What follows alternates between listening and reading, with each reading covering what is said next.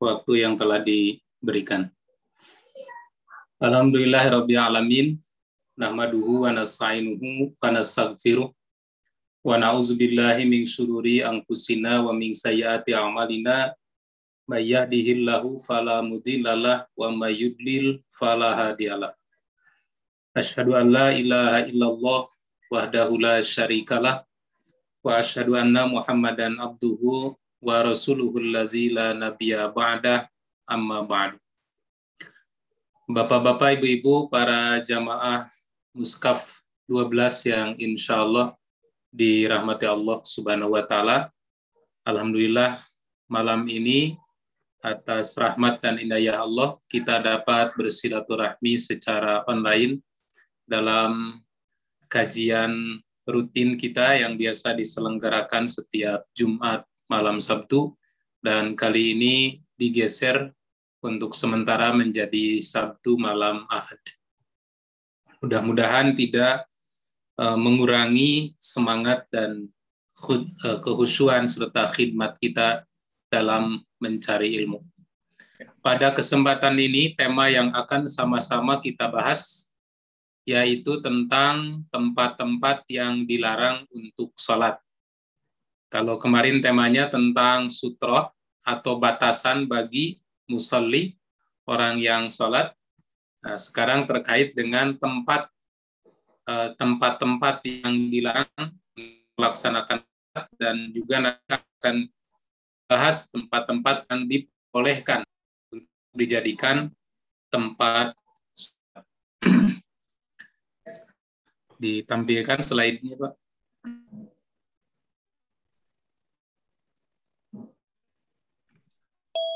Tempat-tempat yang dilarang, yang tidak diperbolehkan untuk dijadikan tempat sholat. Yang pertama adalah kuburan. Kuburan atau tempat pemakaman. Hal ini dasar hadis Sallallahu Alaihi Wasallam dalam riwayat Al-Bukhari. Di dalam Babu Maja'a fi qabrin Nabi Sallallahu Alaihi Wasallam wa Abu Bakrin, di dalam bab tentang kuburan Nabi Sallallahu Alaihi Wasallam dan Abu Bakar, hadisnya bersumber dari sahabiah Aisyah radhiyallahu anha. Beliau berkata, Rasulullah Sallallahu Alaihi Wasallam bersabda, fi maradihil ladzi lam yaqum minhu. Ketika beliau sakit yang tidak bangun lagi. Maksudnya sakit yang lain, setelah itu kemudian beliau wafat. Dan luar biasa bahwa Sallallahu Alaihi Wasallam itu hanya menderita sakit sebanyak 2 kali katanya seumur hidup. Dan ini menunjukkan bagaimana fisik Rasulullah itu prima. Fisik Rasulullah itu selalu fit dan prima. Dan salah satu di antara kesehatan Rasulullah Shallallahu Alaihi Wasallam itu dimulai dari bagaimana Rasulullah menjaga makan. Menjaga makan, beliau tidak makan kecuali di saat lapar dan berhenti setelah kenyang. Kemudian dari istiqomahnya Nabi melaksanakan ibadah kepada Allah, karena pada dasarnya sejumlah ibadah-ibadah yang disyariatkan oleh Allah kepada kita, baik itu ibadah salat, ibadah saum, dan ibadah-ibadah lain, itu akan berpengaruh terhadap kesehatan badan kita. Nah, pada saat Nabi sakit dan pada saat itu sakit beliau tidak bangun lagi, langsung wafat, Rasulullah pernah berwasiat atau pernah menyampaikan arahan yang di sini dalam bentuk doa. Kata Nabi, la'anallahu al-yahuda wan nasara. Semoga Allah melaknat orang-orang Yahudi dan orang-orang Nasrani. Kenapa Nabi mendoakan laknat kepada kaum Yahudi dan Nasrani? Karena mereka punya dosa besar. Mereka punya kesalahan, yaitu ittakhazu qubur anbiya'ihim masajida. Mereka sudah membuat kuburan para nabi-nabi mereka sebagai masjid, sebagai tempat sholat, sebagai tempat untuk bersujud, sebagai tempat untuk memohon dan memuja. Lauzalika ubriza qabruhu. Kata Aisyah, kalau seandainya bukan karena sabda Nabi tersebut, tentu aku akan pindahkan kuburan beliau dari rumahnya Aisyah, ubriza, dibongkar, dipindahkan ke Baqi'il Gharqad. Namun ghairu annahu khasya aw khusya ayyut takhaza masjidan, namun aku tetap merasa khawatir ya nantinya kuburan Nabi khawatir dijadikan sebagai masjid. Maka karena kekhawatiran itulah Aisyah radhiyallahu anha tidak berani memindahkan kuburan Rasulullah Shallallahu alaihi wasallam. Karena khawatir pemakaman Rasulullah Shallallahu alaihi wasallam juga nanti dijadikan masjid oleh umatnya sebagaimana pemakaman nabi-nabi sebelumnya yang sudah dijadikan rumah ibadah. Wa an Hilal qala, dan dari Hilal berkata, qala kannani Urwatu bin Zubair walam yulad li. Kata Urwah bin Zubair pernah memberikan kunyah, yaitu nama panggilan yang disebutkan kepada anaknya, nama panggilan yang biasa kunyah itu dinisbatkan kepada anak, kepadaku namun aku tidak punya anak. Ini mah tambahan penjelasan. Yang jelas pada hadis ini dikatakan bahwa Nabi sangat melarang terhadap kita semua menjadikan kuburannya dijadikan tempat bersujud, dijadikan tempat berdoa. Oleh karena itu, alhamdulillah sampai saat ini kalau kita melihat kuburan Nabi Shallallahu alaihi wasallam itu masih terjaga. Tidak seperti kuburan nabi-nabi yang lain yang lepas dari kontrol. Kalau kuburan Nabi itu masih terjaga. Jangankan kita sholat di atas kuburannya, untuk nengok lama saja di situ sudah diarahkan atau disuruh pergi oleh askara itu. Ruh, pergi. Karena khawatir mungkin orang berbuat musyrik di hadapan kuburan Nabi Sallallahu Alaihi Wasallam. Nah, hadis ini tangan yang jelas bahwa kita tidak diperbolehkan untuk melaksanakan sholat di kubur. Kemudian hadis yang kedua, masih Aisyah. Aisyah menjelaskan anna Ummu Salamah, bahwa Ummu zakarat li Rasulillah sallallahu alaihi wasallam kanisatan. Ummu Salamah menceritakan kepada Rasulullah sallallahu alaihi wasallam sebuah gereja, ra'atha bi ardil Habasyati, yang dia lihat di satu tempat di negeri Habsyah di Ethiopia. Karena saat itu di situ ada Kristen atau kaum yuqalu laha Maria, yang gereja itu dinamai dan gereja Maria. Fa zakarat lahu mara'at fiha minas suar, bukan min suar. Ini saya copy paste hadisnya dari kitab digital, jadi mohon maaf kalau ada syaka-syaka yang tidak sesuai dengan nahwu shorof. Mara'at fakarat lahu mara'atiha minaswari. Maka kemudian ia menceritakan apa yang dilihatnya di dalam gereja itu ada sebuah gambar atau patung. Bagaimana tentang patung-patung yang ada di dalam kanisa. Faqala Rasulullah sallallahu alaihi wasallam, ulaika qaumun, mereka adalah suatu kaum, idza mata fihimul abdus salih, apabila hamba Allah yang saleh,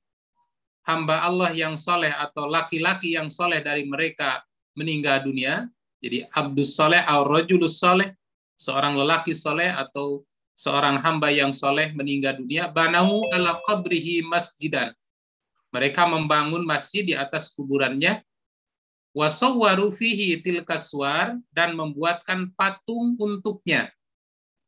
Maka kata Nabi, ulaika syirrul khalqi indallah, maka mereka itulah seburuk-buruk makhluk di sisi Allah Subhanahu wa taala. Jadi perilaku membangun masjid di atas kuburan itu adalah salah satunya perilaku orang-orang Nasrani. Orang-orang Nasrani kalau orang soleh wafat dibangun di atasnya kuburan. Demikian juga orang-orang Yahudi. Dan ini ada kalanya juga diikuti oleh kaum muslimin.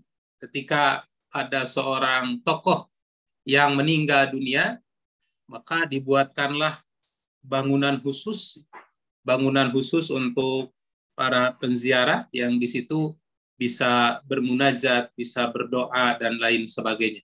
Tentu saja hal ini tidak dibenarkan di dalam syariat Islam. Makanya kalau kita melihat kuburan-kuburan para sahabat Nabi Shallallahu Alaihi Wasallam, baik yang wafat di Mekah maupun yang wafat di Madinah, itu sengaja tidak ada tanda khusus. Andai kata ada tanda khusus, ini sangat mengkhawatirkan terjadi hal-hal yang tidak dibenarkan oleh syariat. Kemudian hadis berikutnya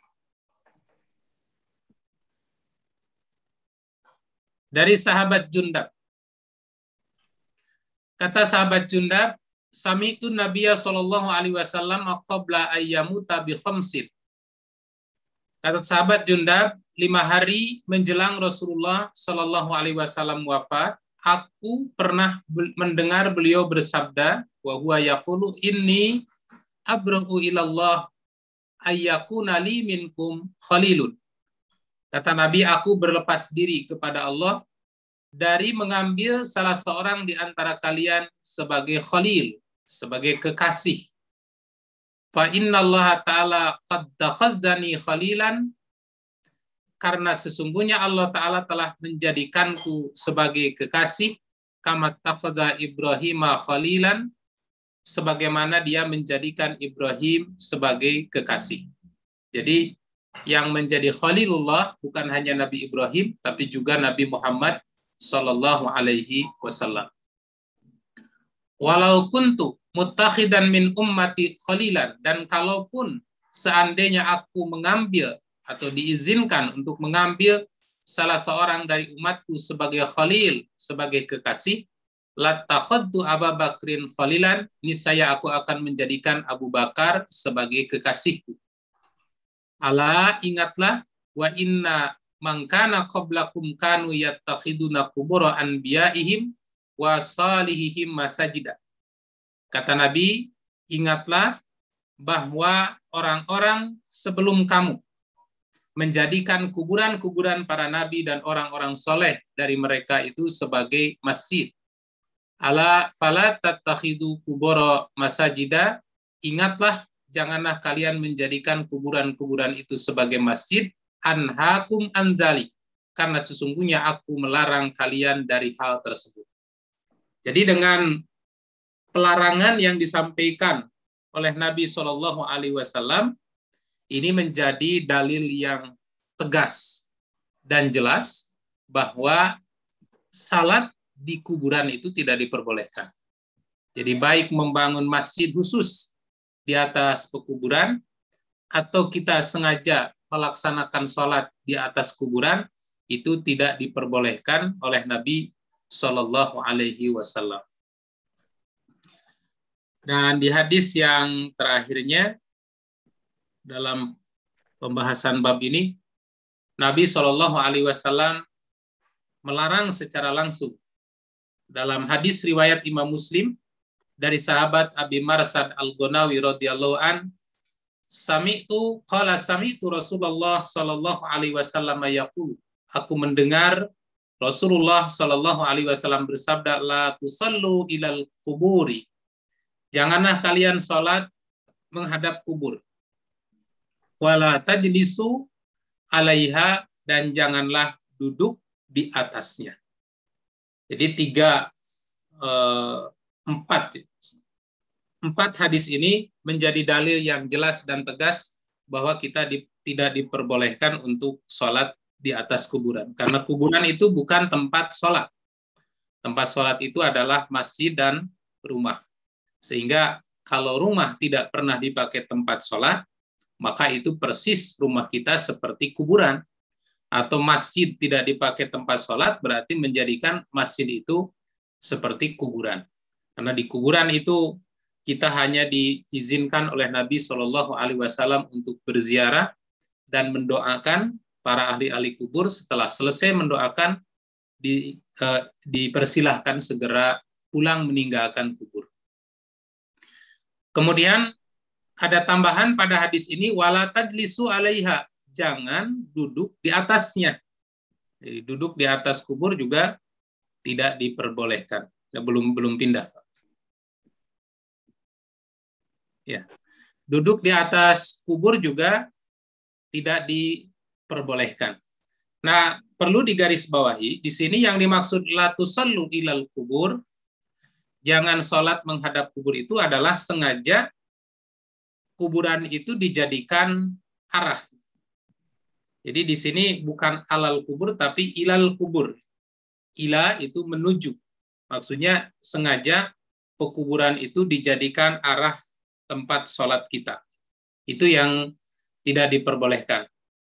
Tetapi kalau kita melaksanakan sholat tidak sengaja menjadikan kuburan sebagai arah, atau kuburan itu terbatas dengan dinding, dengan tembok, seperti misalnya ada sebuah masjid di satu tempat, kemudian di depan masjid tersebut ada pekuburan, maka itu tidak termasuk yang dilarang. Yang dimaksud oleh hadis ini adalah menjadikan kuburan itu sebagai arah, menyengaja sholat menghadap ke arah tersebut. Dan yang dilarang di dalam hadis ini adalah sholat-sholat selain sholat jenazah. Apabila sholatnya itu sholat jenazah, itu justru menghadap ke arah jenazah yang sedang kita sholatkan. Nah, tapi ketika kita melaksanakan sholat wajib atau salah sunnah yang lain, itu tidak diperbolehkan sholat di atas kubur. Kemudian yang kedua,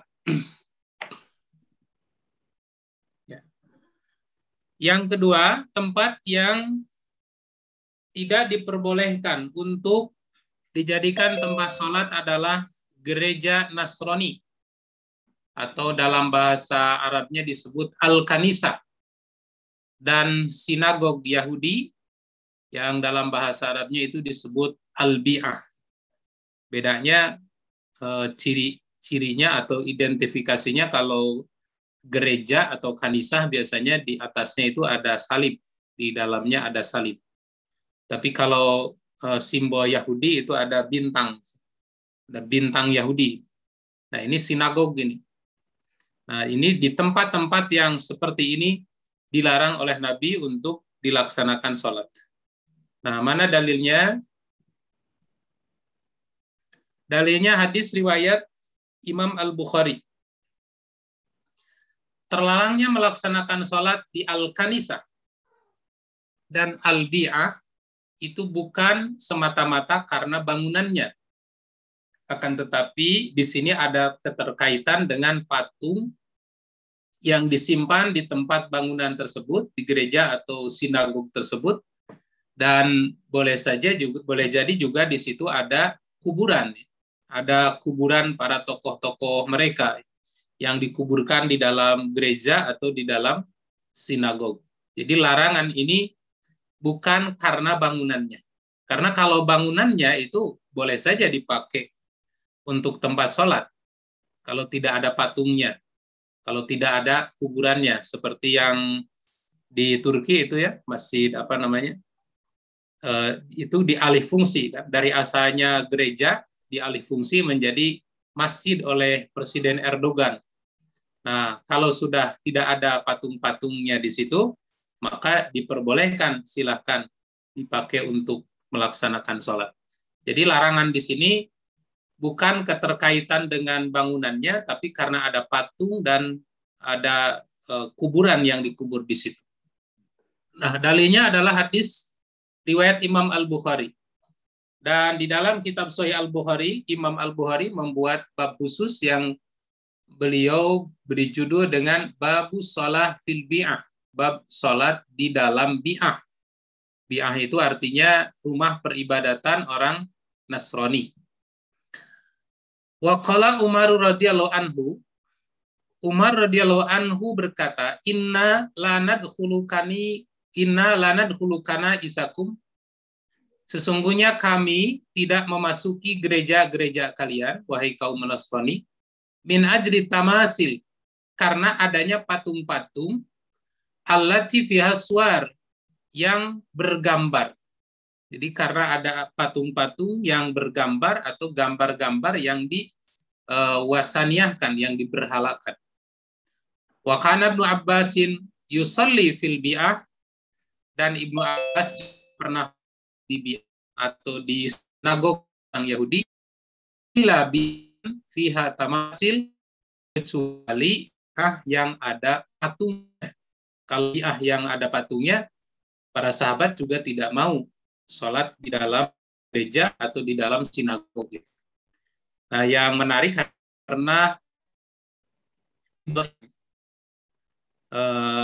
saya baca di internet, hadis ini didhaifkan oleh seorang ulama, oleh Prof.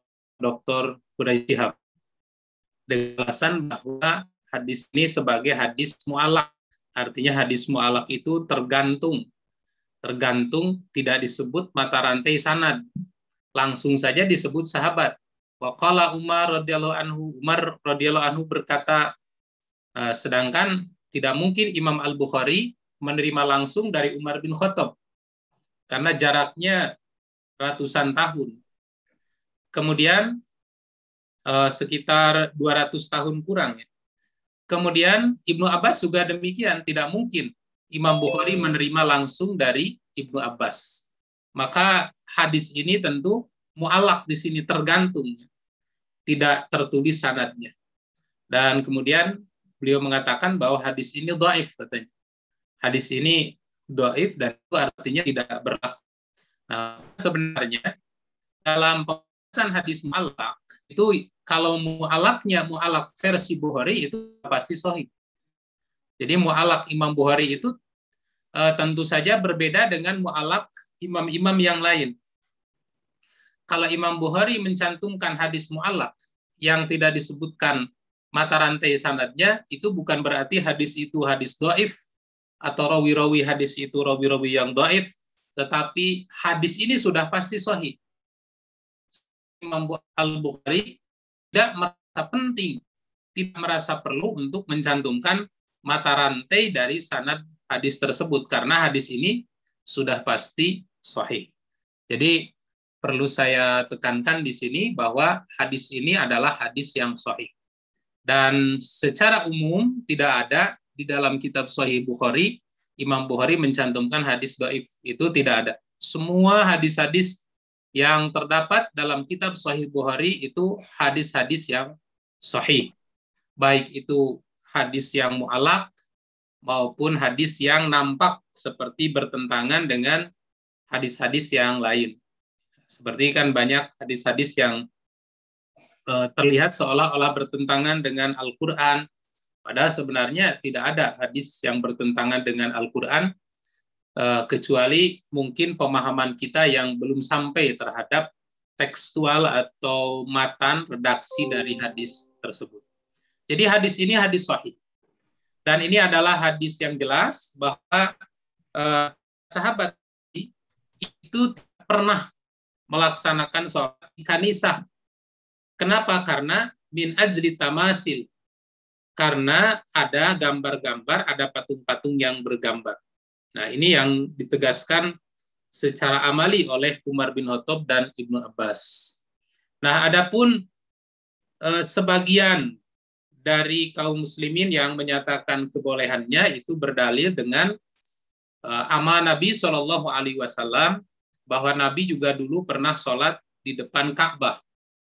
Dan pada saat itu di depan Ka'bah atau di sekitarnya itu tentu banyak berhala-berhala. Bahkan ratusan berhala di situ, banyak dari mulai berhala-berhala yang besar sampai berhala-berhala yang kecil. Nah, sehingga dari apa yang dilakukan oleh Nabi Shallallahu Alaihi Wasallam ini menjadi dalil bolehnya kita sholat di dalam gereja walaupun ada patungnya, boleh sholat di dalam sinagog walaupun ada patungnya. Nah, tentu saja konteksnya kalau itu beda. Pada saat Nabi di awal-awal Islam, ketika Nabi masih berdomisili di Mekah, di saat kaum muslimin masih sedikit, kekuatan juga tidak memungkinkan untuk melawan kaum kafirin yang begitu kuat kekuasaan mereka, pada saat itu dapat dikatakan bahwa Nabi itu hidup di sebuah negara yang minoritas muslim, mayoritas kafir. Maka metode dakwah yang dilakukan oleh Nabi tentu berbeda dengan metode dakwah yang dilakukan oleh Nabi setelah hijrah ke Madinah. Metode dakwah Mekah itu berbeda dengan metode dakwah Madinah. Metode dakwah Mekah itu sampai dakwahnya juga sirriyah, sembunyi-sembunyi. Tidak berani Nabi menyampaikan secara terbuka. Nabi sir dulu, bersembunyi dulu, malam-malam di satu rumah khusus, rumah rahasia, menyampaikan dakwahnya itu. Nah, setelah agak sedikit kuat, dan pada saat itu Umar bin Khattab masuk Islam, nah, barulah di situ mulai Nabi berani melakukan dakwah secara terbuka. Pada asalnya sembunyi-sembunyi. Nah, demikian juga kalau kita memperhatikan atau mengambil pelajaran dari Nabi pada saat itu sholat di Masjidil Haram, padahal di sekitarnya banyak patung-patung, dari yang mulai patung gede sampai yang kecil, itu karena dalam kondisi saat itu masih belum ada kekuatan. Dan begitu kaum muslimin sudah kuat dalam Futuh Mekah, maka semua patung-patung yang ada di Masjidil Haram itu dihancurkan oleh Umar bin Khattab dan para sahabat-sahabat yang lainnya. Jadi hadis itu tidak bisa dijadikan dalil untuk kebolehan sholat di dalam gereja atau sinagog yang ada patungnya. Nah, di sini yang disebut hanya dua macam saja. Yang disebut itu hanya kanisah, kanais, dan albiah, hanya gereja dan sinagog. Tapi maksudnya semua rumah-rumah peribadatan mereka, tempat mereka mengajar, tempat mereka beribadah, rumah-rumah berhala, rumah api, dan lain-lain, itu tidak boleh dijadikan tempat sholat. Seperti misalnya di kita, misalnya di Yogyakarta itu ada Candi Borobudur, kemudian ada Candi Prambanan, ada candi apa di sana itu banyak ya, peninggalan-peninggalan. Itu tidak boleh sholat di situ. Tidak boleh melaksanakan sholat di tempat-tempat ibadah orang-orang kafir. Bahkan bagi yang apik, bagi yang sangat apik terhadap hal-hal yang berbau kemusyrikan, jangankan beribadah, berkunjung saja itu sebaiknya tidak. Karena tempat itu adalah tempat perkumpulan setan istilahnya, tempat kemusyrikan. Nabi itu tidak senang berlama-lama berada di tempat-tempat kemusyrikan. Karena apabila satu saat Allah Subhanahu wa taala menurunkan bala bencana, menurunkan azab terhadap orang-orang musyrik dan kita berada di situ, itu bisa-bisa kita juga kena azabnya gitu. Jadi kalau bisa ya mau berwisata jangan wisata ke tempat-tempat ibadah orang-orang kafir gitu. Nah, ini larangan tentang sholat di rumah ibadah yang ada berhalanya. Kemudian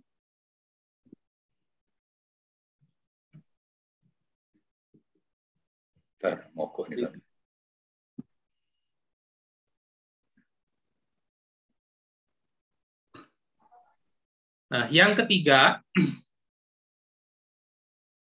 yang dilarang dijadikan tempat sholat itu adalah tempat-tempat yang tidak layak. Tempat-tempat yang tidak layak dijadikan tempat sholat. Di dalam hadis ada 7 tempat yang dinilai tidak layak dijadikan tempat sholat. Terdapat dalam hadis riwayat Imam At-Tirmidzi bersumber dari sahabat Ibnu Umar radhiyallahu anhuma qala naha an-nabiyyu sallallahu alaihi wasallam, Nabi sallallahu alaihi wasallam melarang ayyusalliya fi sab'i mawatina, melarang sholat pada 7 tempat. Pertama, al-mazbalah, di tempat pembuangan sampah. Jadi jangan sholat di tempat pembuangan sampah. Kemudian yang kedua, wal majzarah, di tempat penyembelihan hewan, RPH begitu. Karena di situ banyak darah, banyak kotoran. Di mazbalah juga sama, banyak kotoran, banyak najis, berbau busuk di situ. Majzarah, tempat penyembelihan hewan, RPH, rumah penyembelihan hewan, juga kondisinya kotor di situ. Wal maqbarah, yang ketiga pekuburan. Ini seperti yang tadi dibahas di pertama. Wa qari'ati thariq, dan di tengah jalan. Salat di bebas misalnya, ya, itu tidak boleh itu. Nanti ketabrak tronton nanti. Wal hammam, salat di kamar mandi. Jadi sebersih apapun kamar mandi itu jangan dijadikan tempat sholat. Kalau di kita memang aneh-aneh. Ada yang bikin rumah makan disajikannya pakai kloset. Nah itu aneh-aneh. Al-hammam, kamar mandi. Wal ma'atinal ibil, dan kandang unta. Tidak boleh sholat di kandang unta. Wa fauqa zahri baitillah, dan sholat di atas Ka'bah. Di atas Ka'bah, naik ke atas kemudian sholat di atasnya. Kalau di dalam Ka'bah nggak ada masalah. Dan di dalam Ka'bah itu kita menghadap ke arah di mana posisi Hajar Aswad. Karena kiblat itu yang pokok adalah Ka'bah. Bagi orang yang sholat di dalam Masjidil Haram, maka kiblatnya adalah Ka'bah. Bagi orang yang sholat di luar Masjidil Haram, maka kiblatnya adalah Masjidil Haram. Dan bagi orang yang sholat di dalam Ka'bah, kiblatnya mengarah ke posisi arah Hajar Aswad. Nah, ini 7 tempat yang tidak layak dijadikan tempat sholat. Rawahu Tirmidzi. Hadis ini diriwayatkan oleh Imam At-Tirmidzi wa dha'afahu, dan dinilai lemah oleh Imam At-Tirmidzi. Bahkan Syekh Abdullah Al-Fauzan mengatakan bahwa sanad hadis ini dhaifun jiddan. Hadis ini adalah sangat lemah sekali. Kemudian berikut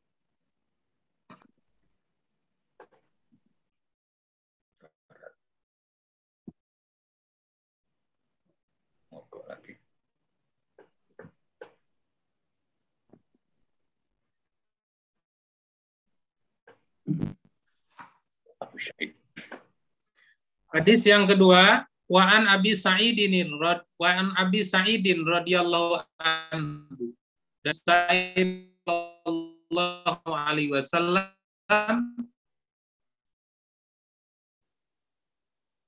dan Nabi seluruhnya masjid illal maqbarah wal hammam, kecuali kuburan dan kamar mandi. Nah, memang ada agak sedikit bertentangan ya, dengan hadis yang pertama. Kalau hadis yang pertama itu 7 tempat yang dilarang untuk dijadikan tempat sholat. Namun pada hadis yang kedua ini hanya yang tidak sholat. Seluruhnya di 220 masjidun, semua bumi ini adalah tempat bersujud. Masjid itu adalah tempat bersujud. Artinya bisa dijadikan melaksanakan sholat secara umum. Karena ada masjid secara khusus, nanti ada masjid secara umum. Kalau masjid secara khusus adalah sebuah bangunan khusus yang diwakafkan kepada Allah dan hanya dijadikan tempat untuk melaksanakan sholat. Nah, itu masjid secara khusus. Adapun masjid secara umum, semua tempat yang ada di muka bumi ini adalah bisa dijadikan tempat sholat kecuali dua, illal maqbarata wal hamam, kecuali kuburan dan kamar mandi. Rawahu Tirmidzi. Hadis ini diriwayatkan oleh Tirmidzi juga, wa illatun, namun ada cacat di dalam sanad hadis ini. Nah, bahkan ada beberapa catatan yang saya tulis di bawah. Hadis ini sesuai dengan syarat Bukhari dan Muslim, namun hanya berbeda dalam mausul ataukah mursal. Yang mensesuaikan hadis ini adalah Syekh Ahmad Zakir, Syekh Abdul Aziz bin Baz. Jadi ada yang memandang hadis sahih. Ada juga yang memandang hadis ini ada ilat menurut Imam At-Tirmidzi. Kemudian hadis Anil Barra ibni Azib bin Qala, dari sahabat Al-Barra bin Azib, Qala berkata, ini hadisnya agak panjang. Kalau ditulis lengkap dari awal, ini hadisnya panjang. Dan saya potong sesuai dengan kebutuhan dalam pembahasan bab ini. Wasu'ila anis salati fi mabarikil ibil. Rasulullah Shallallahu Alaihi Wasallam pernah ditanya tentang bagaimana hukumnya sholat di tempat menderumnya unta. Faqala, maka Nabi Shallallahu Alaihi Wasallam bersabda, la tusallu fi mabarikil ibil. Jangan sholat di tempat menderumnya unta. Fa innaha minasyayatini, karena unta itu biasa memberikan was-was seperti setan. Wasu'ila anis sholati fi marabidil ghanam. Beliau pernah ditanya tentang hukum sholat di kandang kambing. Faqala sallu fiha fa innaha barakatun. Kata Nabi, sholatlah di sana karena di sana mendatangkan keberkahan dalam arti ketenangan. Nah, itu salah satu alasan pelarangan Rasulullah Shallallahu Alaihi Wasallam. Dan catatan untuk ketiga hadis ini, coba slide-nya dipindah. Catatan untuk ketiga hadis yang sudah kita baca bersama-sama, bahwa ketiga hadis ini dhaif. Hadis yang melarang sholat di tempat-tempat tersebut di atas, itu dhaif, kecuali satu, yaitu di kuburan. Kalau di kuburan tadi sudah jelas di poin pertama bahwa jangankan sholat, berdoa saja tidak boleh di situ. Maksudnya berdoa dalam pengertian meyakini bahwa di kuburan itu berdoa lebih mustajab daripada di masjid. Tetapi kalau berdoa yang tujuannya adalah untuk mendoakan para jenazah yang sudah meninggal dunia, para sahabat-sahabat kita, saudara-saudara kaum muslimin, itu memang dianjurkan oleh Nabi dan dicontohkan oleh Nabi Shallallahu Alaihi Wasallam.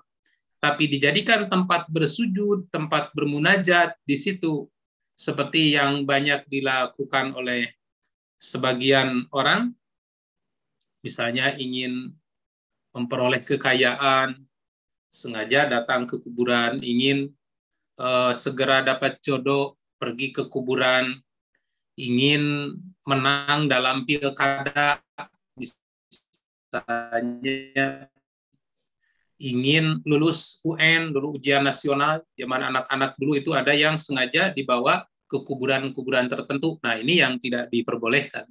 Tetapi kita datang kepada kekuburan itu yang tujuannya untuk satu, tazkiratul maut, mengingat kematian, wa tujahidu fid dunya, agar lebih juhud dalam urusan dunia, kemudian untuk mendoakan ahlul itu yang disyariatkan. Nah, meskipun hadis-hadis yang melarang sholat di tempat-tempat tersebut di atas dhaif, tapi dapat diterima karena memang tempat-tempat tersebut tidak layak digunakan untuk sholat oleh orang-orang mukmin yang diperintahkan oleh Allah Subhanahu wa Ta'ala untuk hidup bersih dasat al-hisiyah dan najasat ma'iyah. Kita itu sholat bukan hanya harus bersih dari najis hisyah, artinya najis yang nampak, seperti misalnya di tempat pembuangan sampah tadi, itu jelas di situ ada kemungkinan ada najis yang nampak di situ. Kemudian di tempat penyembelihan hewan itu ada kotoran di situ. Di hammam, di kamar mandi, di toilet itu kemungkinan najis oleh Nabi untuk dijadikan tempat sholat. Kemudian najasat maknawiyah, najis-najis maknawi, kemusyrikan misalnya, merasa kalau sholat di kuburan itu lebih afdol daripada sholat di masjid. Alasannya kenapa? Karena di situ ada orang soleh yang dikuburkan. Nah ini bahaya. Ada najis maknawi di sini, ada syirik. Padahal tidak ada tempat mustajab untuk berdoa dan beribadah itu kecuali di masjid. Nah, kemudian qari'atu tariq, tempat lintas orang. Ini tentu saja tidak boleh dijadikan tempat sholat karena tempat tersebut atau jalan itu tempat lalu lintas orang. Kita sholat di situ itu mengganggu orang lain. Kalau orang lain lewat, itu juga akan merusak sutroh tempat sholat kita, tempat sujud kita. Jadi sekalipun hadis-hadis yang di atas itu ada kelemahan, tapi hadis-hadis itu dapat kita terima bahwa tempat-tempat tersebut tidak layak dijadikan tempat untuk melaksanakan sholat. Jadi kalau misalnya kita nanti menemukan hadis dhaif dalam kitab Bulughul Maram, karena ini saya ambil intisari-intisarinya ya. Kalau dibahas Bulughul Maram seperti yang sebelumnya, hadisnya itu tercenderung berulang dan mungkin bagi sebagian jamaah akan merasa jenuh. Kenapa kok bolak-balik di situ? Gitu. Makanya saya buat intisari yang diambil dari Bulughul Maram dan beberapa sumber lain, supaya setiap tema kita bisa paham secara utuh. Gitu. Nah, itu alasan tidak bolehnya sholat di 7 tempat yang tadi sudah disebutkan di dalam hadis Nabi. Kemudian, tempat-tempat yang digunakan untuk sholat. Nah, ini tempat yang digunakan untuk melaksanakan sholat. Nah, apa tempat yang digunakan? Nah, ini sekali lagi diulang slide sebelumnya. Ini gambar ini saya ambil dari internet. Ini gambar Masjid Jum'ah. Gambar Masjid Jum'ah yang dulu Nabi SAW pertama kali melaksanakan sholat Jumat di tempat ini. Nah, berikutnya. Tempat yang dijadikan tempat sholat secara khusus adalah masjid. Nah, dalam pengertian masjid itu adalah tempat khusus yang hanya dijadikan tempat untuk melaksanakan sholat, tidak diperbolehkan dijadikan tempat-tempat secara tempat ini khusus saja untuk sholat atau untuk beribadah. Dan masjid pertama yang dibangun di muka bumi ini adalah Masjidil Haram. Dapat dalam hadis riwayat Imam Muslim, Wa'an Abi Zarin qala, dari Zar, aku pernah bertanya kepada Nabi SAW, ya Rasulullah, ayu masjidin fil ard, yang paling pertama dibangun di muka bumi. Ayu masjidin wudi'a fil ard di awal, masjid yang paling pertama didirikan di muka bumi. Qala, Nabi menjawab, al-masjidul haram, Masjidil Haram. Lalu aku bertanya lagi, summa ayun, lalu masjid yang mana lagi? Qala, Nabi menjawab, al-Masjidul Aqsa, kemudian Masjidil Aqsa. Aku bertanya lagi, kam bainahuma, berapa jarak waktu pembangunan antara keduanya, antara Masjidil Haram dan Masjidil Aqsa. Qala Nabi Shallallahu Alaihi Wasallam menjawab, arba'una sanah. Jarak waktu pembangunan antara Masjidil Haram dan Masjidil Aqsa itu adalah 40 tahun. Wa ayyuma adrakta shalah fasalli fahuwa masjidun. Tapi kata Nabi, dimanapun datang waktu sholat, dimanapun kamu mendapatkan waktu sholat, sholatlah padanya karena ia adalah masjid untukmu. Jadi tidak, sholat itu tidak selalu harus di masjid. Kalau memang tidak ada masjid. Tapi kalau ada masjid, dianjurkan, sangat dianjurkan kita melaksanakan sholat itu selalu di masjid. Tapi kalau tidak ada masjid, maka bisa sholat di mana saja datang waktu sholat tersebut. Nah, masjid itu adalah tempat khusus yang dibangun untuk melaksanakan sholat. Dan masjid yang pertama dibangun adalah Masjidil Haram. Dan yang kedua adalah Masjidil Aqsa. Berapa jaraknya antara pembangunan Masjidil Haram dan Masjidil Aqsa? Menurut hadis ini adalah arba' sanah.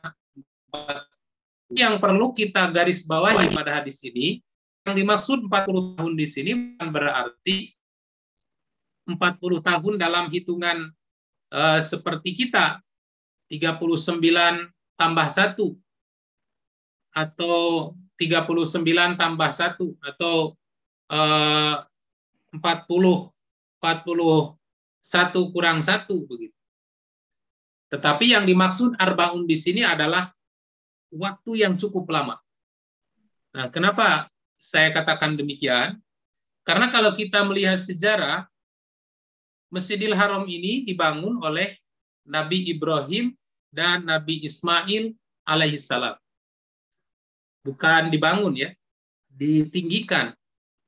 Karena dibangunnya pondasinya itu diletakkan oleh Nabi Adam alaihissalam, yang menurut sejarah sepeninggal Nabi Adam, kemudian anaknya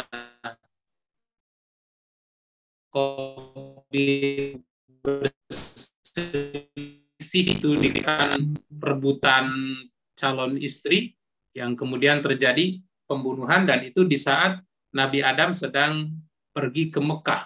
Dalam salah satu riwayat dijelas seperti itu. Jadi yang pertama kali meletakkan Masjidil Haram ditinggikan oleh Nabi Ibrahim dan Nabi Ismail alaihissalam. Nah, Nabi Ibrahim meninggikan Masjidil Haram. Kalau kita lihat kurun waktunya, Nabi Ibrahim itu hidup pada kurang lebih tahun 2000 sebelum Masehi. Tahun 2000 sebelum Nabi Isa lahir. Nah, sementara yang membangun Masjidil Aqsa itu adalah Nabi Daud dan Nabi Sulaiman. Jadi Masjidil Aqsa juga dibangun oleh ayah dan anak. Sama seperti Masjidil Haram. Masjidil Haram ditinggikan oleh ayah dan anak, yaitu oleh Nabi Ibrahim dan Nabi Ismail. Nah, Masjidil Aqsa juga, Masjidil Aqsa yang bukan kubahnya saja ya, tapi seluruh kota itu yang di benteng, itu dibangun oleh Nabi Daud dan Nabi Sulaiman. Dan Nabi Daud dan Nabi Sulaiman itu diperkirakan hidupnya sekitar 950 tahun sebelum Masehi, atau sebelum Nabi Isa lahir. Jadi berarti kalau kita melihat dari jarak kelahiran, itu antara Nabi Ibrahim dengan Nabi Daud itu, antara Nabi Ibrahim dan Nabi Ismail, dan Nabi Daud dan Nabi Sulaiman itu kurang lebih jaraknya sekitar 1050 tahun. Jadi 2000 kurang 950, jaraknya kurang lebih 1050 tahun. Itu jarak kelahiran antara Nabi Ibrahim dan Nabi Ismail, dan Nabi Daud dan Nabi Sulaiman. Nah, di sini dikatakan arba'un, 40. Maka tentu makna arba'un di sini bukan angka 40 seperti yang kita pahami, tapi ini menunjukkan waktu yang cukup lama. Nah, di sini dikatakan bahwa masjid pertama yang dibangun di muka bumi adalah Masjidil Haram. Dan itulah yang dijadikan tempat khusus untuk melaksanakan sholat. Nah, berikutnya. Terkait dengan masjid, ini tambahan, ya. Ini hanya tambahan materi. Terkait dengan masjid, ada beberapa hal yang dilarang dilakukan di dalam masjid. Yang pertama adalah orang yang junub. Orang yang junub atau berhadas besar itu dilarang tinggal di masjid. Hadas besar, baik hadas karena jima, atau hadas karena haid, hadas karena nifas, itu tidak diperkenankan tinggal berlama-lama di masjid. Hal ini berdasar firman Allah di dalam surat An-Nisa ayat 43. A'udzubillahi minasyaitonirrajim. Ya ayyuhallazina amanu, wahai orang-orang yang beriman, la taqrabus shalah wa antum sukara. Janganlah kamu dekati salat sedangkan kamu dalam keadaan mabuk. Nah, sukaro di sini bisa berarti mabuk, bisa juga berarti tidak ingat. Dan yang tidak ingat itu bisa saja terjadi kepada orang yang sedang ngantuk berat. Jadi kalau kita sangat ngantuk berat, ya lebih baik tidur dulu, segarkan dulu badan, baru kemudian kita melaksanakan sholat. Hatta ta'lamu ma taqulun, sampai kamu faham apa yang kamu ucapkan. Jadi hadis ini turun pada saat Allah Subhanahu wa taala melarang meminum minuman keras secara bertahap. Karena pelarangan hukum mengalami tadarujul hukmi, terjadi penetapan hukum, tidak langsung diharamkan. Dan ini juga menjadi pelajaran kepada kita dalam metodologi dakwah itu tidak boleh langsung mengharam-haramkan, melarang-larang secara, tetapi ilmukan dulu, baik secara ilmu fisik atau fisikisnya, baru kemudian kita sedikit memberikan pemahaman syariat. Nah, seperti Allah ketika mau mengharamkan minuman keras yang sudah menjadi kebiasaan orang-orang Arab pada saat itu, tidak langsung diharamkan, tapi disampaikan secara bertahap. Dan salah satunya ayat ini. Allah melarang la taqrabus shalah wa antum sukara hatta ta'lamu ma taqulun. Kamu jangan dekati salat ketika kamu sedang mabuk hingga kamu tahu apa yang kamu ucapkan. Kemudian yang kedua, wala junuban illa bisabil.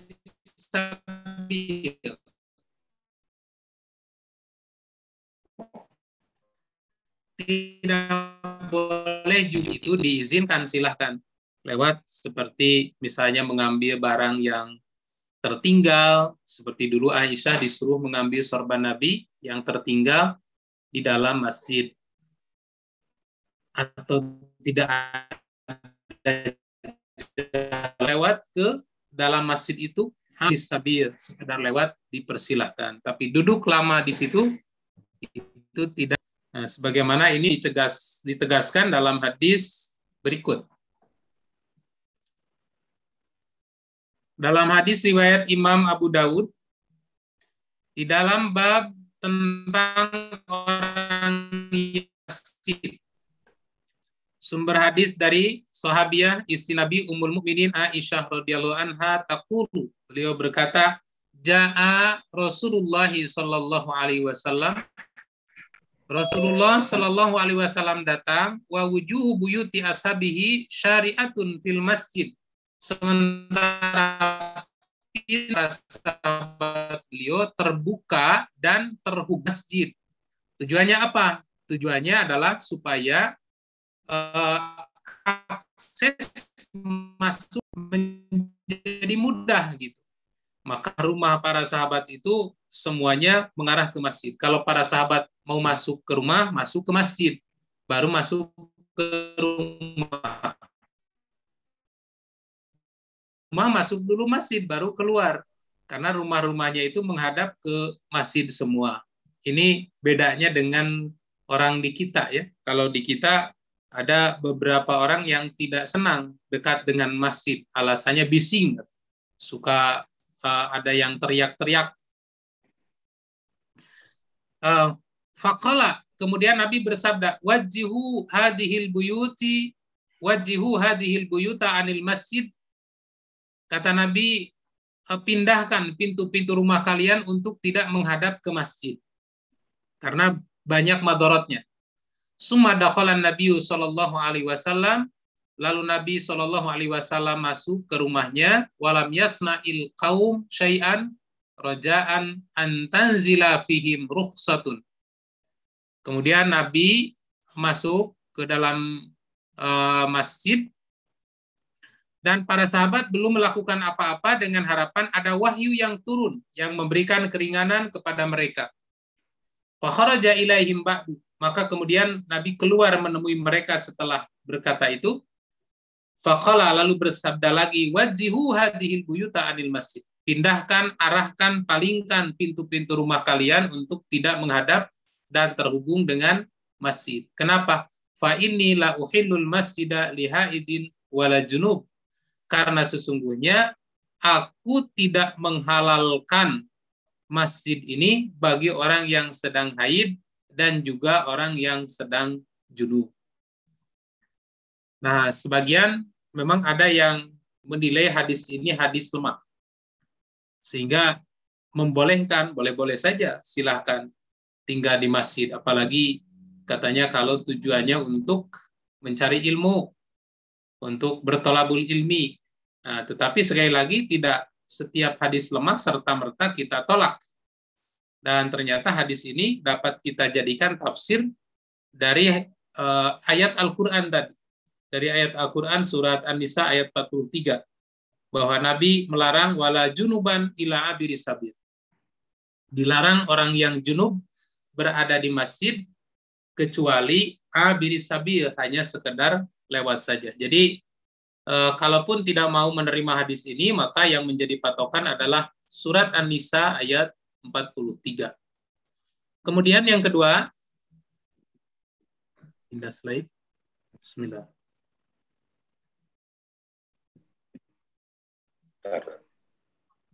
Macet lagi.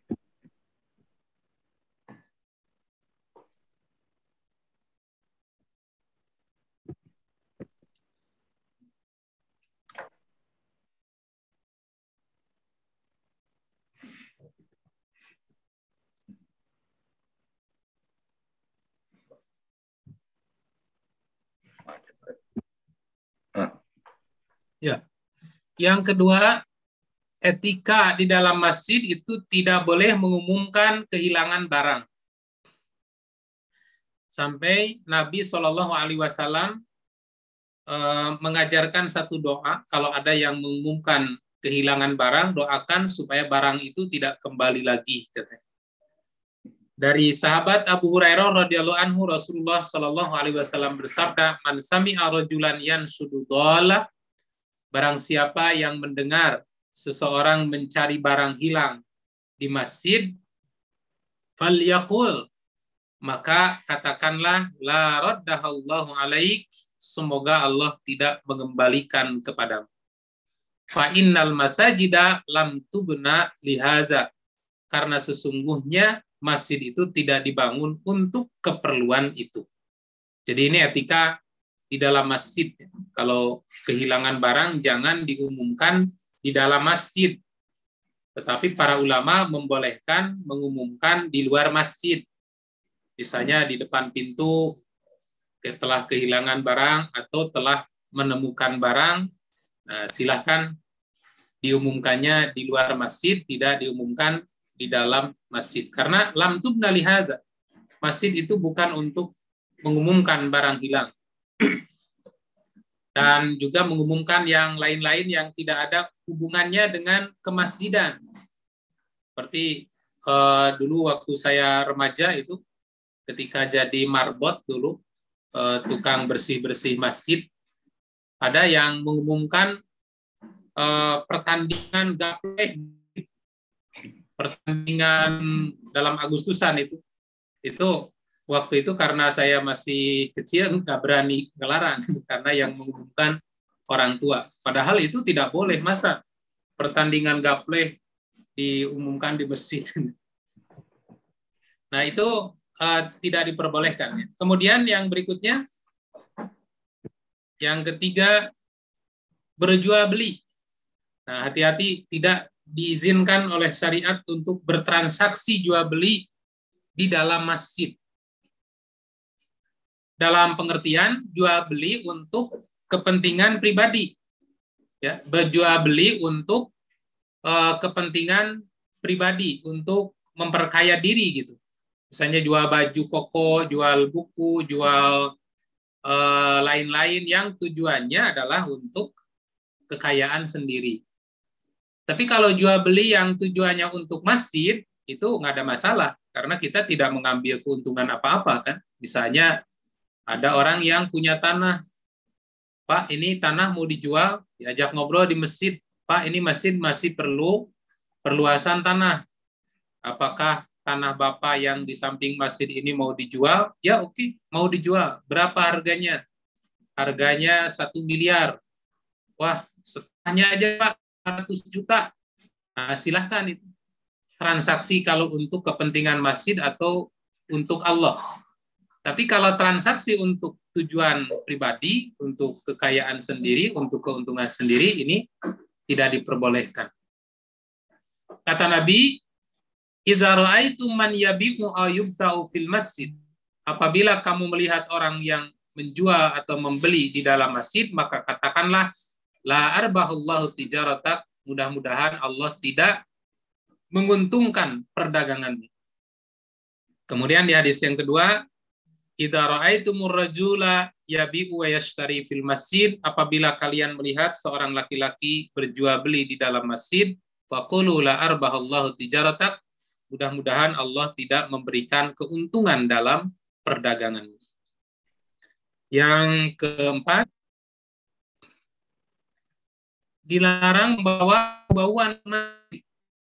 Itu harusnya wangi, membawa wangian. Seperti Rasulullah, para sahabat, kalau masuk masjid itu pakaiannya dalam keadaan wangi, tidak bau. Nah, seperti yang dinilai bau itu adalah bawang putih, bawang merah. Nah, itu tidak diizinkan.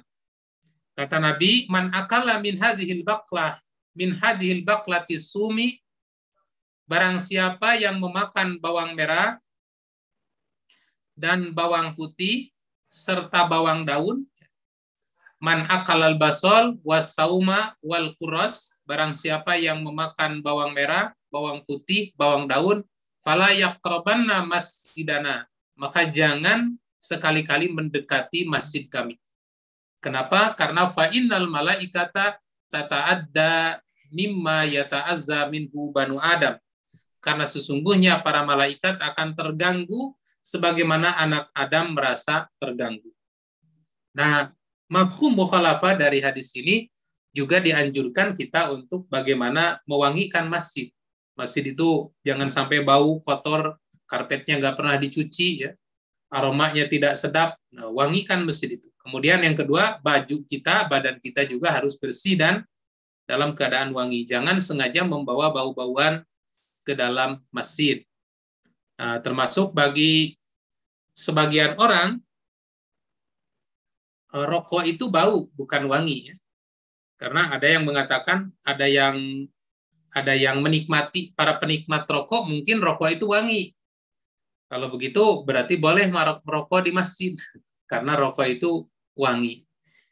Ya, wangi pada saat dihisapnya, tapi setelahnya itu bau kan gitu.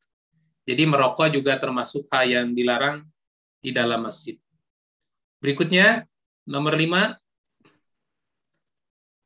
etika menghormat masjid, tidak boleh nagih hutang di dalam masjid. Dulu ada sahabat yang nagih hutang di masjid,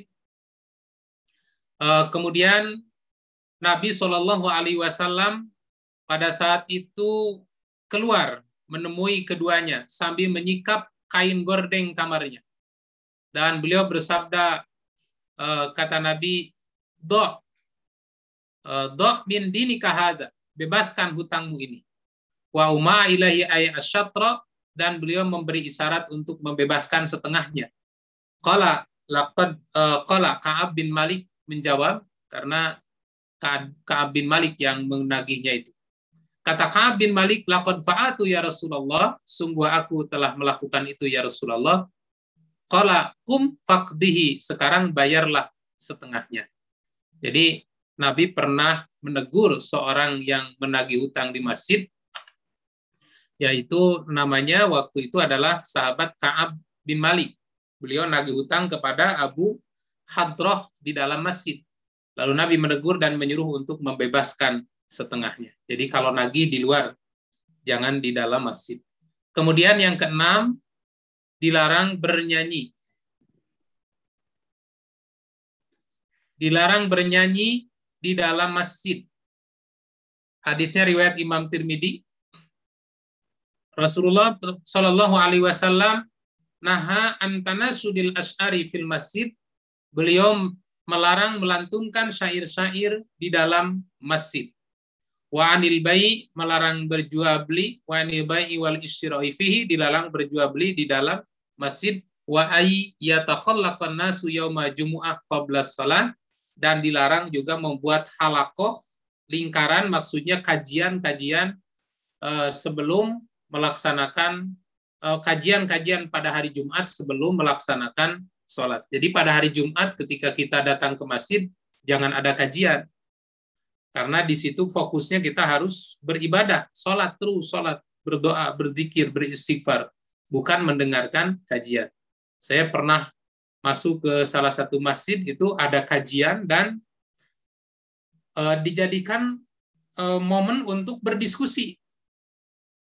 Dan waktu itu saya masih ingat diskusinya itu diskusi tentang pembangunan masjid. Itu diselenggarakan oleh Ketua DKM, diskusinya sebelum sholat Jumat. Sampai akhirnya itu telat setengah jam.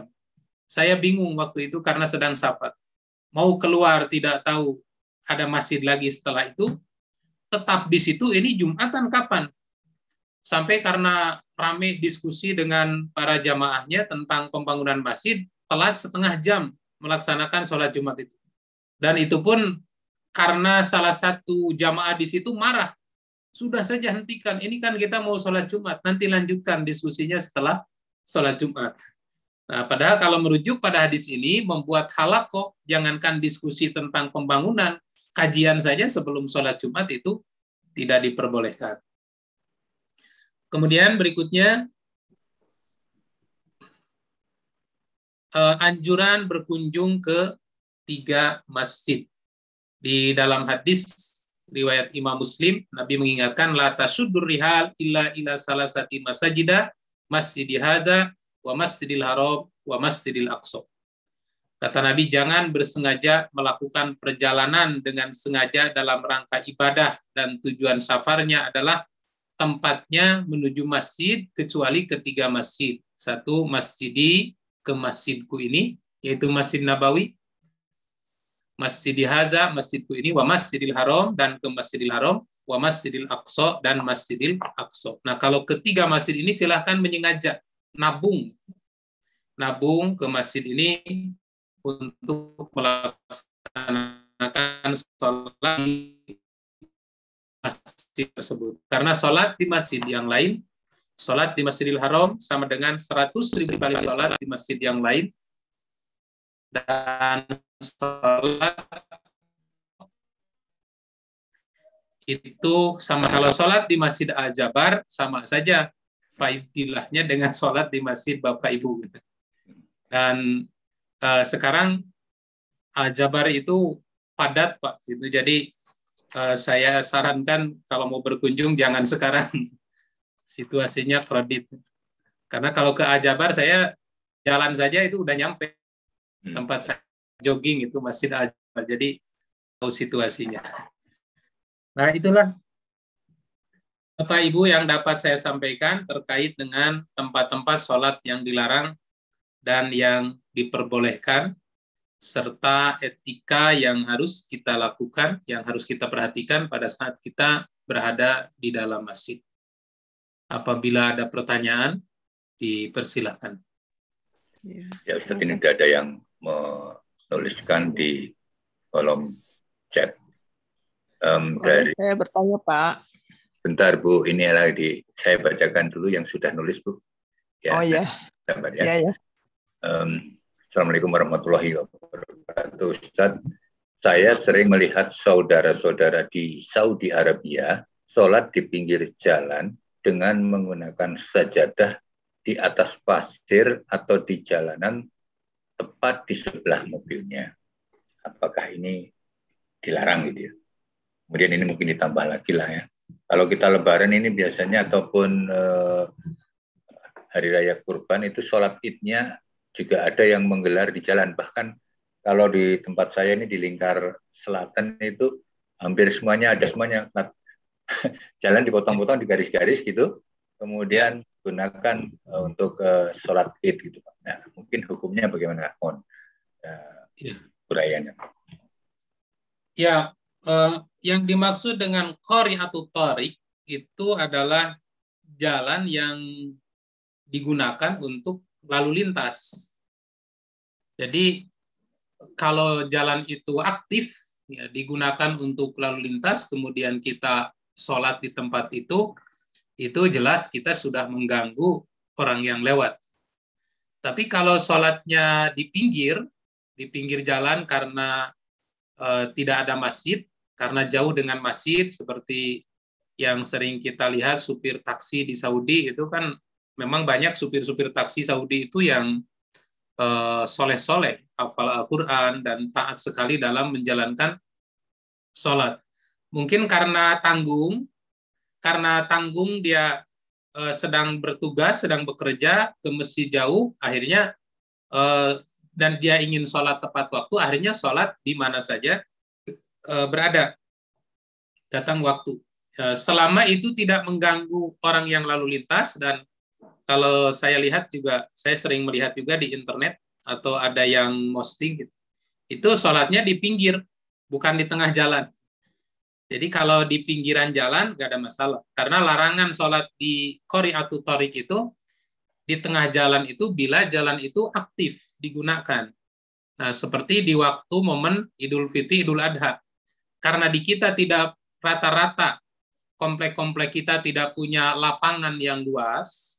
Kalau di zaman Nabi kan ada lapangan khusus untuk melaksanakan sholat id, yaitu di pinggiran kota Madinah, yang tepatnya sekarang dibangun Masjid Gomam. Masjid Gomam itu karena dulu ketika Nabi sedang melaksanakan sholat, dinaungi awan di atasnya, sehingga Nabi dan para sahabat tidak kepanasan. Di momen Idul Fitri, Idul Adha, itu memang jalan-jalan itu tidak dipergunakan umumnya, dan disengaja sudah menjadi kebiasaan, tradisi, dan umumnya orang-orang juga tidak terganggu karena hanya menggunakan beberapa saat itu untuk lahan sholat karena tidak punya lapangan. Nggak apa-apa kalau tidak mengganggu orang yang lalu lintas. Jadi bukan masalah qari'atut thariqnya, bukan masalah jalannya, tapi masalahnya adalah mengganggu lalu lintas orang lain, dan juga bisa mengganggu sholat kita juga. Gitu. Ya. Baik, sebelum saya bacakan lagi tadi Ibu Fauji, silakan Bu Fauji Baharum. Iya, terima kasih Pak. Assalamualaikum warahmatullahi wabarakatuh. Maaf, saya terlambat, baru pulang ini 9:30 dari ke rumah. Baru saya bisa kontak. Saya sangat terima kasih pada Pak Ustadz yang telah menyampaikan tentang etika ke masjid ya Pak ya. Dan tadi eksplorasinya. Begini Pak, tadi yang poin 1, bahwa masjid itu pintunya tidak boleh menghadap masjid. Saya ingin mengetahui sejauh mana menghadap ke masjid kalau misalnya kami ini di komplek-komplek kecil, lalu pintu-pintu kami itu sangat berdekatan dengan masjid dan sungguh banyak menghadap ke masjid. Yang kedua, apabila ada pengembangan masjid itu di depan mimbar di depan tempat imam di depannya ke sana dibangun rumah untuk rumah tinggal sebelahnya. Apakah itu bahwa tidak boleh bergabung dengan masjid karena kan ada yang tadi ya Pak ya. Itu bagaimana kalau pengembangan arah kiblat karena penyambungannya. Jadi apakah ini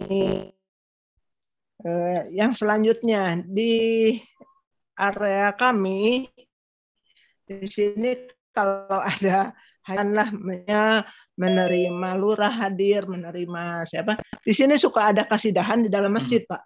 Saya tidak bisa untuk menyampaikan secara lugas bagaimana itu etika di dalam masjid. Ada masjid, tapi dia bilang gini, Pak, DKM-nya ini kan kasidah. Kasidah kan sama itu bernyanyi, bilang itu. Tapi ya saya tidak bisa ya maklum mungkin tanda kutip di sini masih model lama. Itu yang saya pikir. Lalu yang selanjutnya kita begini Pak, kalau motor itu kehilangan di area masjid itu apakah masih tidak pantas untuk diumumkan? Motor masjid. Demikian Pak, terima kasih. Mudah-mudahan nanti jawabannya bisa memenuhi syarat. Terima kasih warahmatullahi wabarakatuh. 4 pertanyaan ya Bu. Yang pertama,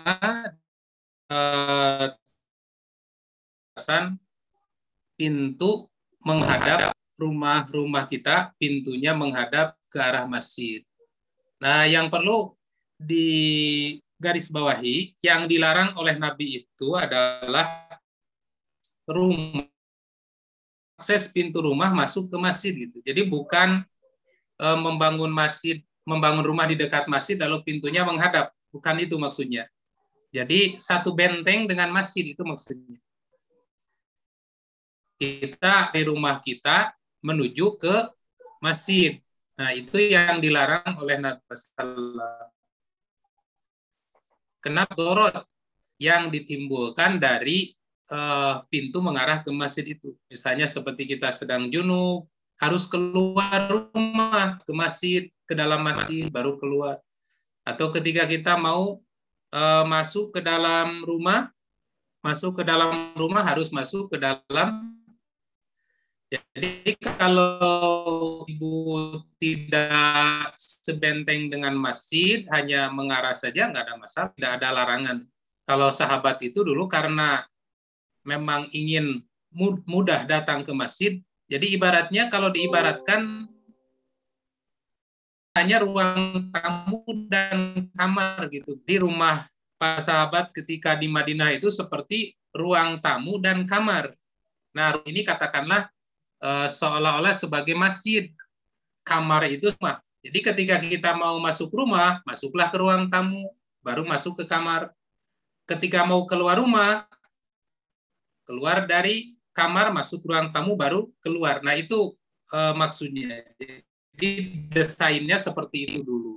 Maka Nabi menyuruh para sahabat untuk tutup semua pintu yang akses ke masjid, kecuali satu saja, pintu Abu Bakar. Izinkan untuk menghadap ke masjid karena Abu Bakar itu dimandatkan oleh Nabi untuk melaksanakan tugas-tugas kemasjidan menggantikan Nabi Shallallahu Alaihi Wasallam sepeninggal Nabi wafat. Gitu. Jadi kalau di rumah di komplek ibu, kompleknya dengan masjid dan pintunya menghadap ke masjid nggak apa-apa itu. Karena ada jarak, ya, tidak satu akses. Yang tentang membangun rumah di depan masjid. Jadi membangun masjid, kemudian ada satu tinggal, mungkin untuk marbot yang menunggu, dan itu posisikan. Yang penting ada batasan saja. Ada sekat di sini. Jadi ada sekat dan Ya itu tadi etikanya, pintunya tidak mengarah ke masjid. Nggak apa-apa satu tembok dengan masjid, tapi tidak boleh ada akses pintu yang ke masjid. Kalau mau kepentingan ke masjid, ya masuklah dari pintu masjid. Nah, karena seperti itu tadi ada junub dan lain sebagainya. Jadi masjid itu dibatasi kalau menurut hadis adalah ruang tertentu saja. Seperti misalnya sekarang ada desain ya, ada 2 ruang mihrab. Ada mihrab tempat imam berdiri sholat, kemudian kanan kiri ada ruang-ruang. Biasanya ruang sound system atau ruang kantor. Nah, ruang sound system dan ruang kantor ini tidak termasuk ke dalam wilayah masjid yang harus disterilkan. Yang harus disterilkan dari perilaku-perilaku yang tidak layak. Itu masih boleh di situ melakukan hal-hal yang tadi itu seperti berjual beli ya kalau di ruang kantor masjid. Nah, tapi di garis batas wilayah masjid yang sudah disepakati ketika masuk saja harus mendahulukan kaki kanan, keluar kaki kiri sambil membaca doa. Ketika kita baca Allahumma aftahi abwaaba rahmatik, ketika keluar kita baca Allahumma inni as'aluka min fadlik. Nah, di ruang itulah yang tidak diizinkan untuk digunakan sembarangan.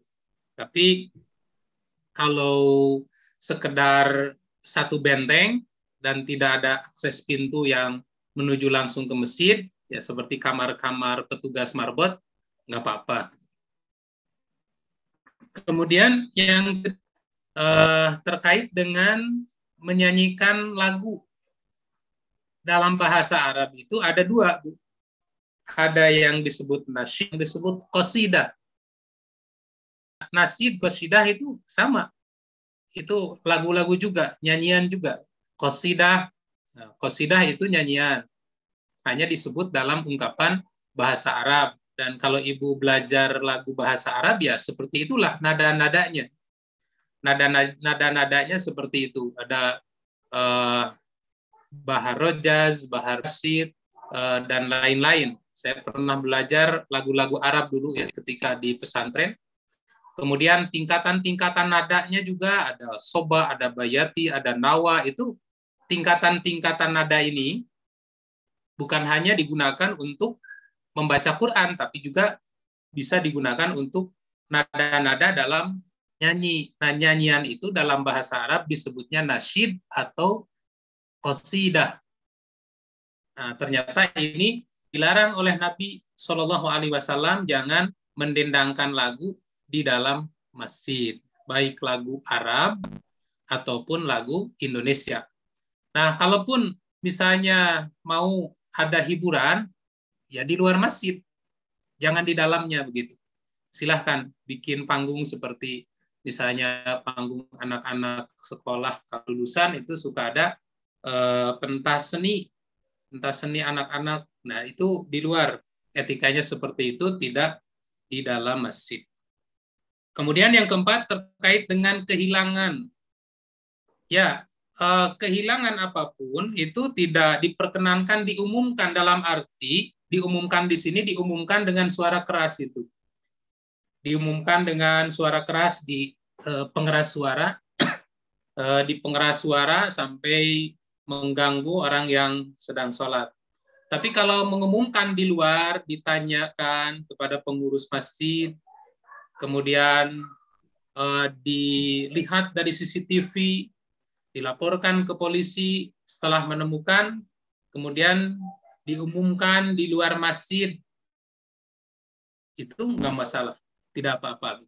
Yang dilarang itu diumumkan di dalam masjid karena ini terkait dengan bahwa masjid itu memang la tubna lihadza, kata Nabi, bukan dibangun untuk mengumumkan kehilangan barang. Jadi larangan ini tidak mutlak sampai tidak boleh sama sekali, boleh tapi di luar, atau ada cara-cara lain yang lebih layak, yang lebih etis ketika kita mengumumkan kehilangan barang.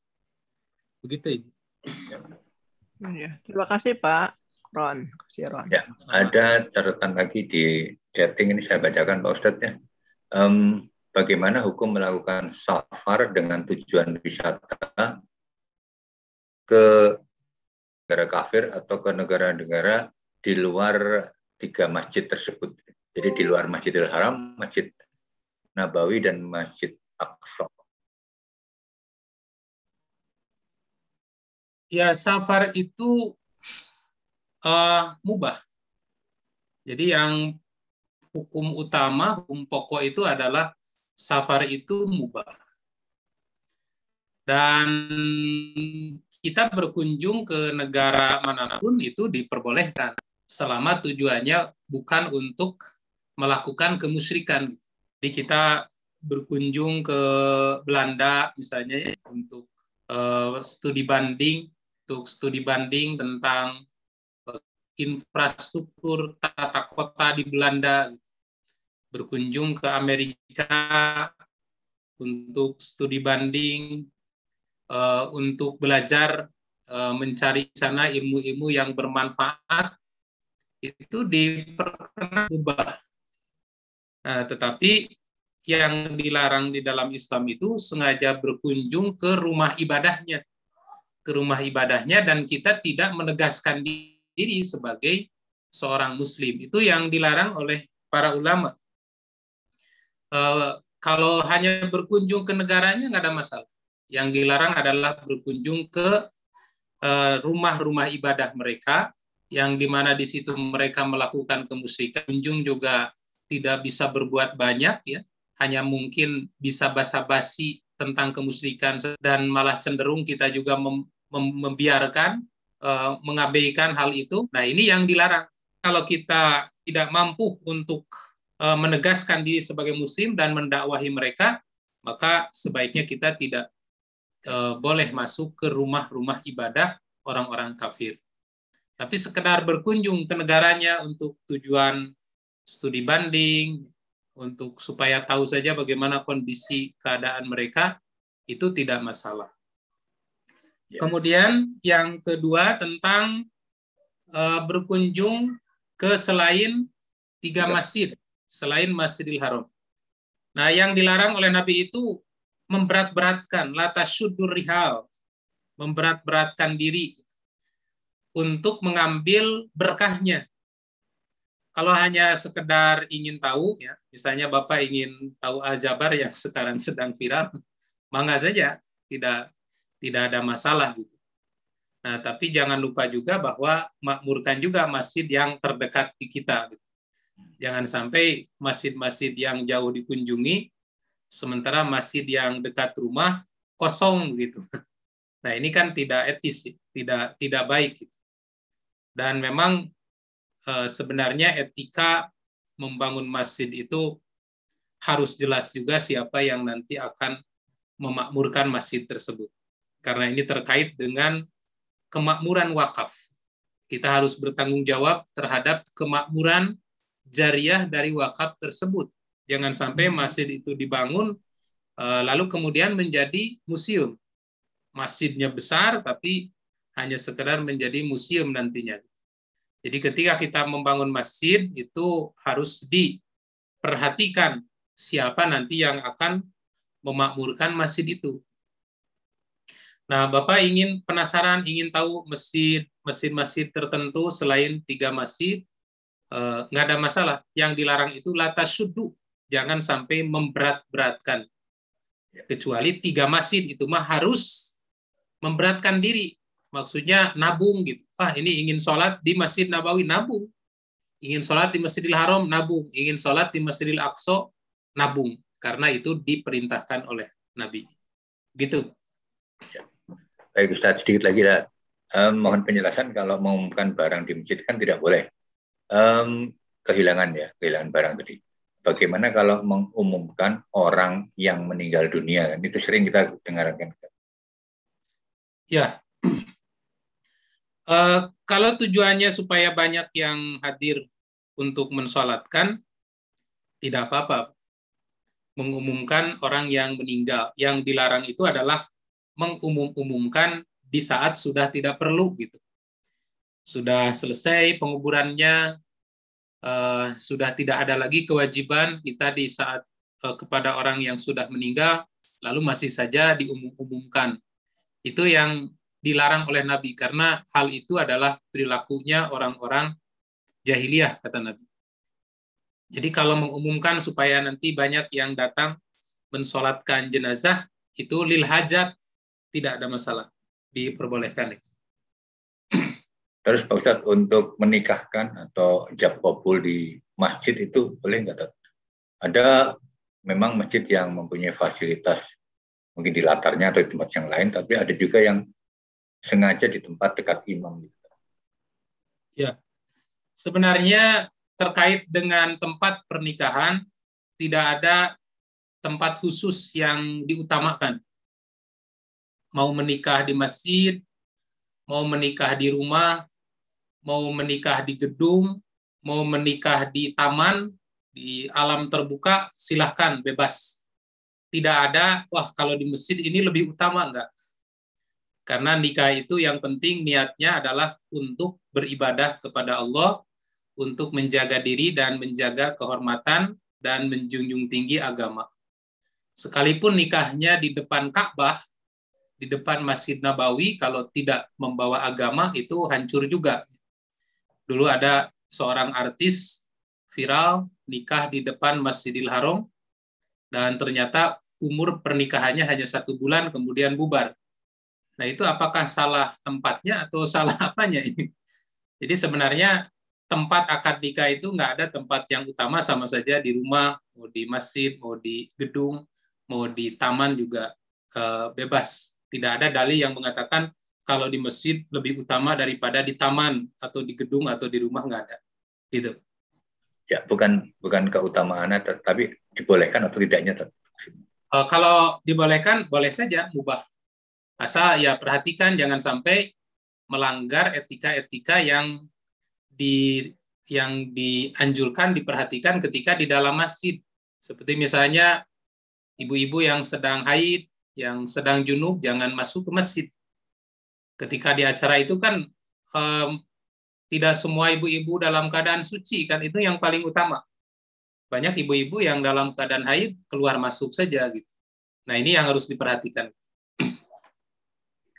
Ada syarat semuanya tuh ya, bahwa yang masuk ke masjid harus wudhu dulu nggak, khusus untuk akad nikah itu? Ya, syarat masuk masjid itu etikanya ini tadi tidak ditulis ya, adalah sholat 2 rakaat. Itu etika. Kita tidak boleh masuk masjid untuk duduk kecuali sholat dulu 2 rakaat. Tapi kalau untuk sekedar lewat mah nggak usah sholat ya. Kalau kita masuk masjid untuk duduk, baik duduk untuk sholat, duduk untuk rapat, duduk untuk akad nikah, itu dianjurkan untuk sholat dulu 2 rakaat, baru kemudian duduk. Dan tentu saja syaratnya sholat itu harus berwudu. Jadi itu etika ketika masuk masjid. Gitu.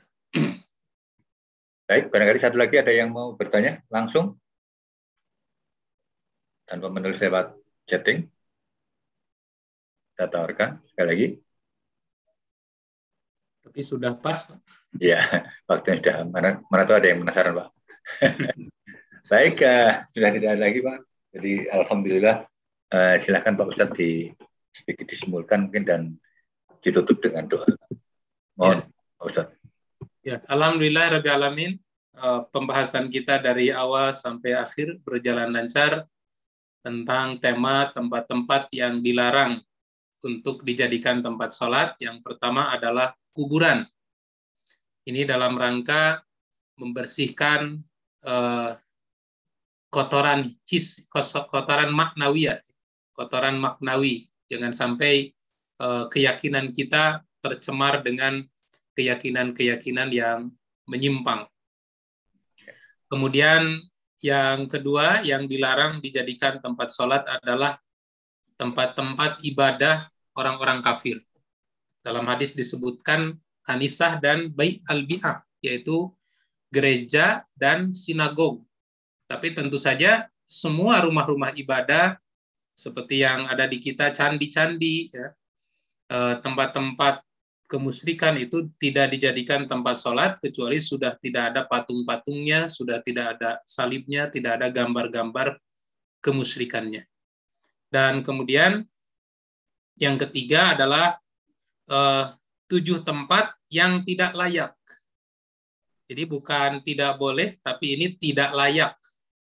Nah, seperti misalnya tadi adalah tempat pembuangan sampah, penyembelihan hewan, pekuburan, tengah jalan, kamar mandi, kandang unta, dan atas Ka'bah. Walaupun hadis-hadis yang menjelaskan tentang hal ini hadis-hadis dhaif, tapi itu dapat kita terima karena memang ketika kita sholat, kita harus bersih baik dari najis al-hissiyah maupun dari najis al-ma'nawiyah. Itulah yang dapat saya sampaikan, mudah-mudahan bermanfaat untuk kita semua. Dan diakhiri dengan doa, Rabbana la tuzigh qulubana ba'da idh hadaitana wa hab lana min ladunka rahmah innaka antal wahhab. Rabbana innaka jami'un nasi yaumil la raiba fi innallaha la yukhliful mi'ad. Rabbana ighfir lana wa liwalidayna wa lil mu'minina yauma yaqumul hisab. Rabbana hab lana minas sholihin. Rabbana hab lana min azwajina wa dzurriyyatina qurrata a'yun waj'alna lil muttaqina imama. Rabbana atina fid dunya hasanah wa fil akhirati hasanah wa qina azabannar. Amin ya rabbal alamin. Aqulu qouli hadza wa astaghfirullah li wa lakum. Wassalamualaikum warahmatullahi wabarakatuh. Waalaikumsalam warahmatullahi wabarakatuh. Warahmatullahi wabarakatuh. Terima kasih Pak Ustaz.